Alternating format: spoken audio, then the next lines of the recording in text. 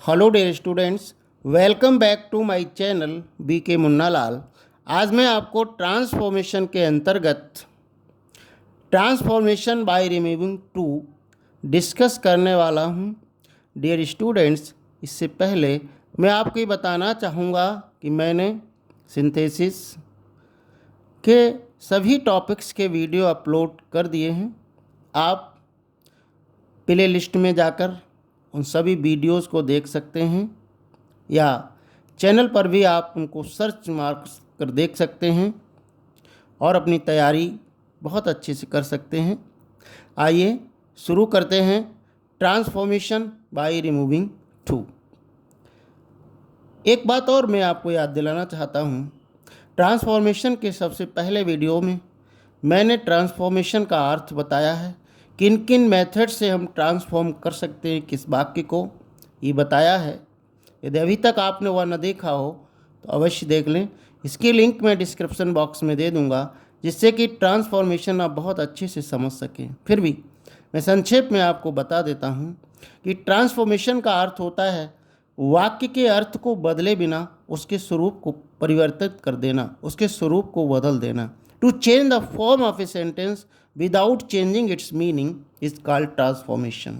आइए जानते हैं टू क्या है, इसे कैसे रिमूव करते हैं। Too is an adverb which expresses excess of anything. Too एक एडवर्ब है और ये किसी गुण की अतिशयता को प्रकट करता है, जिससे उस गुण के बदले दोष का भाव अर्थात नेगेटिव भाव निकलता है। उदाहरण के तौर पर हम समझ सकते हैं, he is too fat to run. दौड़ने के लिए वो बहुत मोटा है, अर्थात he is so fat that he can not run. वह इतना मोटा है कि वह दौड़ नहीं सकता। ये नेगेटिव भाव प्रकट करता है। अब हम रिमूविंग टू के अंतर्गत किन किन वाक्यों का अध्ययन करेंगे, ये देखेंगे। रिमूविंग टू के कुछ सामान्य से रूल हैं जिनको हमको पहले समझ लेना है, फिर हम देखेंगे किन वाक्यों से हमें टू रिमूव करना है। पहला है, टू के स्थान पर सो का प्रयोग करते हैं। सेकेंड है, एडजेक्टिव के बाद दैट का प्रयोग करते हैं, अर्थात दैट से क्लॉज शुरू करते हैं।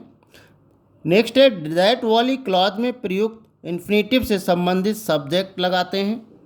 फोर्थ है, सब्जेक्ट के बाद वाक्य के टेंस के अनुसार can not, could not, will not, do या डज नॉट लगाते हैं। फिफ्थ है, इन्फिनेटिव को मेन वर्ब के रूप में लिखते हैं। अब हम ये देखेंगे कि किन किन वाक्यों को हम रिमूविंग टू के अंतर्गत पढ़ेंगे। तो पहले वाक्य टाइप 1 में वे वाक्य होते हैं, he is too poor to buy a car. अब हम सेंटेंस को देख करके ये पता करेंगे कि इसमें he is too poor to buy a car, इसमें जो सब्जेक्ट है वही गरीब है, और ये जो इन्फिनेटिव है टू बाई अ माना खरीदना, कार खरीदना, तो वह भी सेम व्यक्ति है, अर्थात सब्जेक्ट सेम है। तो टू यहाँ पर एक्सिस भाव प्रकट करता है, नेगेटिव भाव प्रकट करता है, अर्थात कार खरीदने के लिए वो बहुत गरीब है, अर्थात वो कार नहीं खरीद सकता। सेकेंड एग्जाम्पल है, the question is too difficult to solve. इस सेंटेंस में जो सब्जेक्ट है वह जो हमारा इन्फिनेटिव है, इसका डूअर नहीं है। क्वेश्चन बहुत कठिन है हल करने के लिए, तो जो हल करने वाला है वो क्वेश्चन नहीं है, अर्थात इसको कोई अन्य हल करेगा। इस तरह के वाक्यों की जो क्लॉज है उसको हम पैसिव सेंस में बनाते हैं। आगे हम इसको पढ़ेंगे। नेक्स्ट है, he is too dishonest for a leader. एक नेता बनने के लिए वो बहुत बेईमान है, अब इसमें हम देखेंगे, इसमें इन्फिनेटिव टू नहीं आया है, इसमें प्रीपोजिशन का प्रयोग किया गया है। फोर्थ टाइप के सेंटेंसेस हैं water is too hot for us. इसमें सिंगल एडवर्ब टू का प्रयोग किया गया है और इसके बाद प्रीपोजिशन लिखा हुआ एडजेक्टिव के बाद तथा कोई पर्सनल प्रोनाउन दिया गया है, इन्फिनेटिव नहीं है। फिफ्थ सेंटेंस है the class is too noisy. इसमें केवल एडवर्ब टू दिया है, ना तो प्रीपोजिशन है ना इन्फिनेटिव टू है। The class is too noisy, class बहुत शोरगुल युक्त है। 6 टाइप सेंटेंसेस होते हैं coffee is too hot for me to drink. इसमें एडवर्ब टू के साथ प्रीपोजिशन और कोई प्रोनाउन दिया गया है तथा इन्फिनेटिव भी आया है। कॉफ़ी इज टू हॉट, इसमें भी हमको ये देखना होगा कि जो सब्जेक्ट है वह उसका डूअर नहीं है। टू ड्रिंक माना पीना, कॉफ़ी जो सब्जेक्ट है पीने वाला अलग है, अर्थात जो प्रीपोजिशन के बाद आया हुआ ऑब्जेक्टिव केस में पर्सनल प्रोनाउन है वह इसका डूअर है, अर्थात करता है। कॉफ़ी कौन पिएगा? मैं। इसको बारीकी से हमको समझना है। जो 7th टाइप ऑफ सेंटेंस है इसमें टू का अर्थ भी होता है। इसमें बहुत सिंपल होता है, हम इसे ऑल्सो लगा करके रिमूव कर सकते हैं। Cotton is grown in India too, भारत में भी कपास उगाई जाती है। अब हम एक एक करके इन सेंटेंसेस से टू को रिमूव करना सीखेंगे। टाइप 1 के सेंटेंसेस का स्ट्रक्चर देखेंगे। इनका स्ट्रक्चर होता है पहले सब्जेक्ट होगा, हेल्पिंग वर्ब होगी, टू होगा, एडजेक्टिव होगा, टू प्लस वी फर्स्ट अर्थात इन्फिनेटिव होता है और अन्य शब्द दिए होते हैं। तो हम इनको किस प्रकार से ट्रांसफॉर्म करेंगे? सब्जेक्ट लिखेंगे, जो भी सब्जेक्ट है, हेल्पिंग वर्ब लिखेंगे, टू को सो में बदलेंगे, एडजेक्टिव को अपने स्थान पर लिख देंगे, फिर दैट से नेगेटिव क्लॉज बनाएंगे। ये हमें ये ध्यान रखना पड़ेगा कि अगर सेंटेंस का जो इन्फिनेटिव है उसका भाव अफर्मेटिव है तो नेगेटिव सेंटेंस बनाएंगे और नेगेटिव है तो उसको हमको अफर्मेटिव में बनाना होता है। तो सेम सब्जेक्ट लिखेंगे, टेंस के अनुसार कैन या कुड नॉट लिखेंगे, फिर वर्ब की फर्स्ट फॉर्म और अन्य शब्द लिखकर हम वाक्य से रिमूव टू कर देंगे। उदाहरण से समझते हैं। He is too poor to buy a car. Car खरीदने के लिए वह बहुत गरीब है, अर्थात वह इतना गरीब है कि कार नहीं खरीद सकता।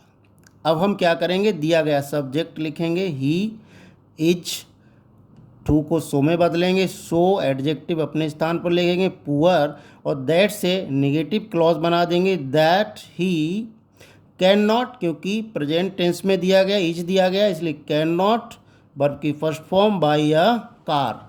ही is so poor that he can not by a car. वह इतना गरीब है कि कार नहीं खरीद सकता है।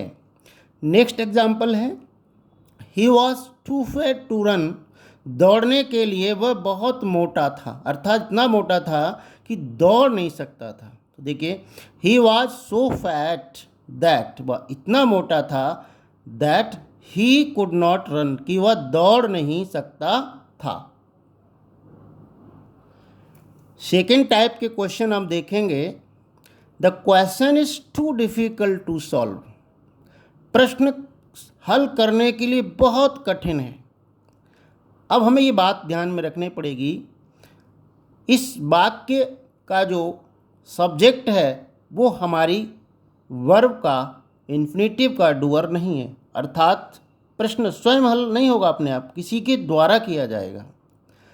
तो इस वाक्य को हम इस प्रकार से रिमूव टू करेंगे। देखिए, सब्जेक्ट लिखेंगे, हेल्पिंग वर्ब लिखेंगे, सो लिखेंगे, टू के स्थान पर दैट लिखेंगे, एडजेक्टिव लिखेंगे और दैट लिखेंगे। दैट के बाद अब हमको ये ध्यान रखना पड़ेगा कि किस प्रकार का सब्जेक्ट हमें यहाँ पर यूज़ करना है, अपने विवेकानुसार यहाँ पर प्रयोग करेंगे।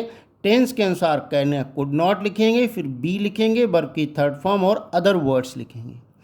अब देखिए, the question is so difficult that it can not be solved. हमारा वाक्य क्या था? Question is too difficult to solve. तो इसका रिमूव टू क्या बनेगा? The question is so difficult that it can not be solved, कि इसे हल नहीं किया जा सकता है। इसे हम यहाँ पर one can not solve it ऐसे भी इसको लिख सकते हैं। अगर हम एक्टिव में लिखना चाहें तो इट की जगह हम लिख सकते हैं one can not solve it. दोनों तरीके से सही माना जाएगा। नेक्स्ट एग्जाम्पल देखते हैं। The tree is too high to climb. चढ़ने के लिए पेड़ बहुत ऊंचा है। अब इसका सब्जेक्ट ट्री है, लेकिन जो टू क्लाइंब है, चढ़ना, इसे अन्य सब्जेक्ट करेगा, इसलिए सेम उसी तरह से हम इसको बना सकते हैं। The tree is so high that it can not B climbed. पेड़ इतना ऊंचा है कि इस पर चढ़ा नहीं जा सकता है। इसको ऐसे भी हम बना सकते हैं, अभी मैंने बताया, the tree is so high that no one can climb it, कि कोई इस पर नहीं चढ़ सकता। अब हम देखेंगे थर्ड टाइप के सेंटेंसेस। थर्ड टाइप के सेंटेंसेस में पहले सब्जेक्ट होगा, वर्ब होगी, टू होगा, एडजेक्टिव, इसके बाद फॉर प्रीपोजिशन, फिर ऑब्जेक्ट या नाउन दिया होगा। तो इनमें से रिमूव टू करने के लिए हमें क्या करना होगा? पहले सब्जेक्ट लिखेंगे, हेल्पिंग वर्ब, टू की जगह सो, एडजेक्टिव की जगह एडजेक्टिव आएगा, दैट लिखेंगे। फिर जो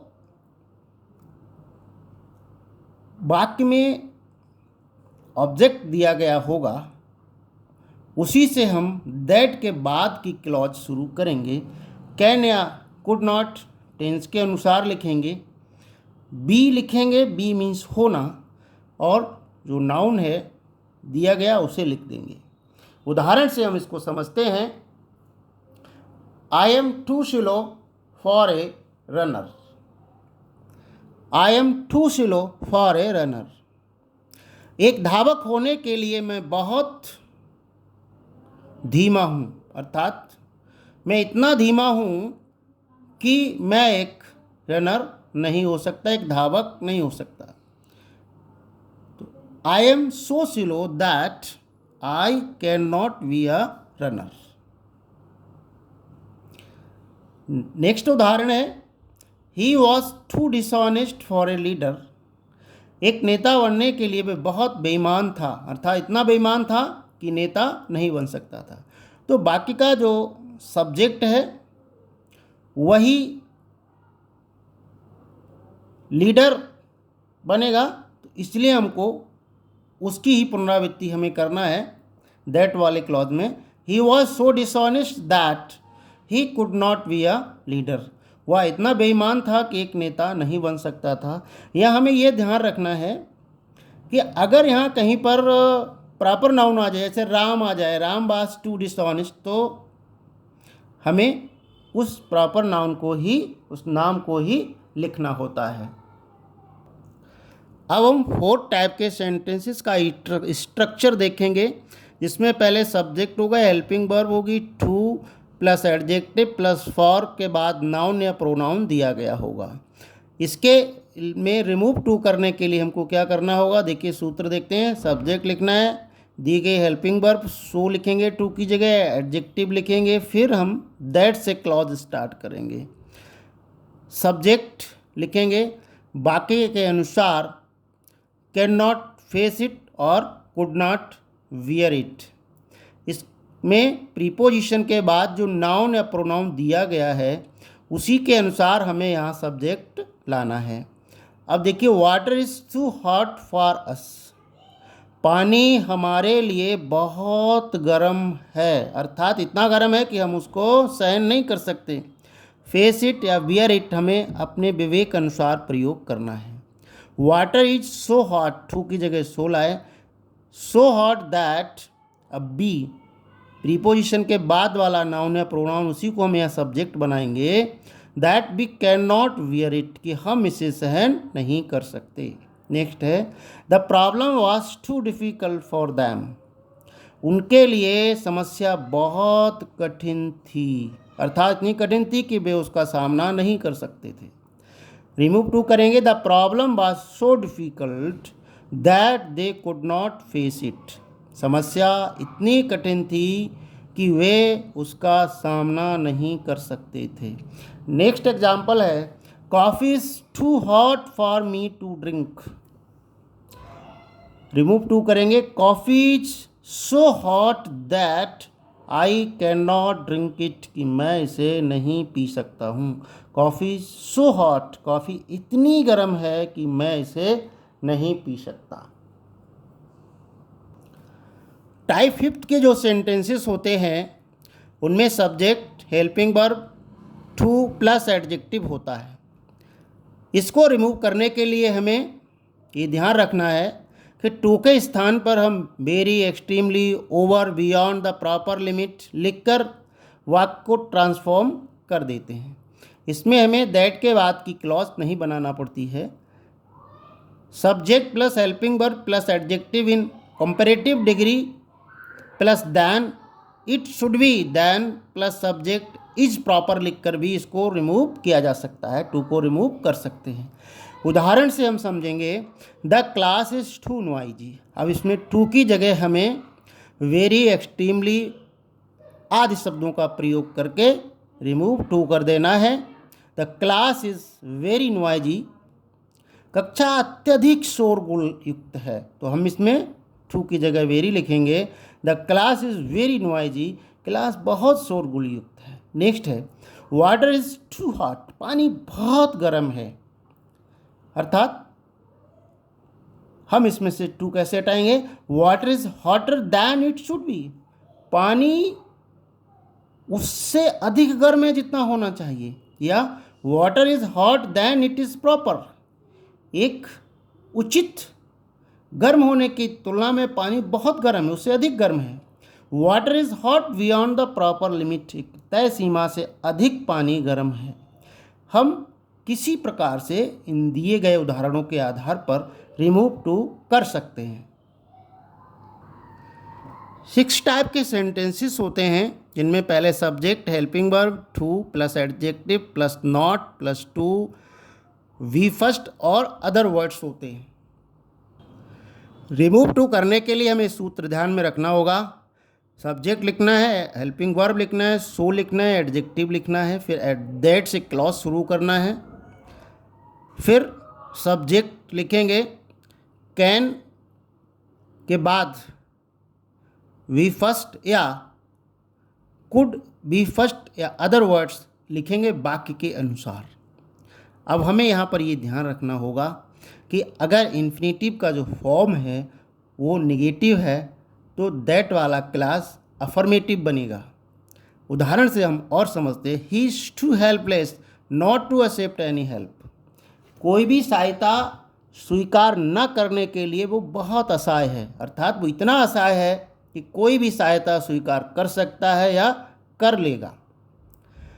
तो वाक्य बनेगा, he is so helpless that he will accept any help, वो इतना असहाय है कि कोई भी सहायता स्वीकार कर लेगा। या इस प्रकार से भी हम बना सकते हैं, he is so helpless that he can accept any help, वो इतना असहाय है कि कोई भी सहायता स्वीकार कर सकता है।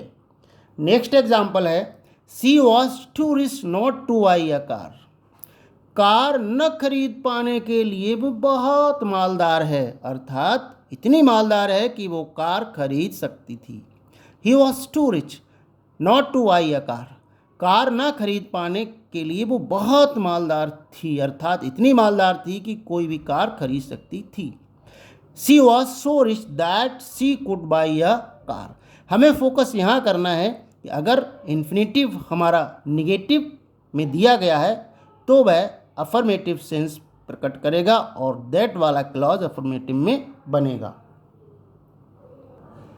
सातवें प्रकार का जो वाक्य होता है वहाँ पर टू का अर्थ भी निकलता है और उसे हम आल्सो में बदल देते हैं और हमारे वाक्य से रिमूव टू हो जाता है। उदाहरण से हम समझ लेते हैं, cotton is grown in India too. भारत में भी कपास उगाई जाती है। सिंपली हमें टू की जगह ऑल्सो का प्रयोग करना है। Cotton is also grown in India. भारत में भी कपास उगाई जाती है। नेक्स्ट है, I am going tomorrow too. मैं भी कल जा रहा हूँ। अब हमें क्या करना है, टू की जगह ऑल्सो लिख देना है। I am going tomorrow also, मैं भी कल जा रहा हूँ। इस सभी प्रकार के वाक्य जिनसे हमें रिमूव टू करना था आपको डिस्कस कर दिए हैं। आशा है ये वीडियो आपको पसंद आया होगा। पसंद आया हो तो लाइक करिएगा, शेयर कीजिएगा और वीडियो के अंत में मैं अन्य ट्रांसफॉर्मेशन के टॉपिक्स की लिंक दे दूंगा, वहाँ जाकर आप उनको पढ़ सकते हैं, तैयार कर सकते हैं। यदि अभी तक आप चैनल पर नए हो तो प्लीज़ चैनल को सब्सक्राइब अवश्य कर लें, जिससे आप मेरे आने वाले हर वीडियो का नोटिफिकेशन प्राप्त कर सकें। Thanks for watching.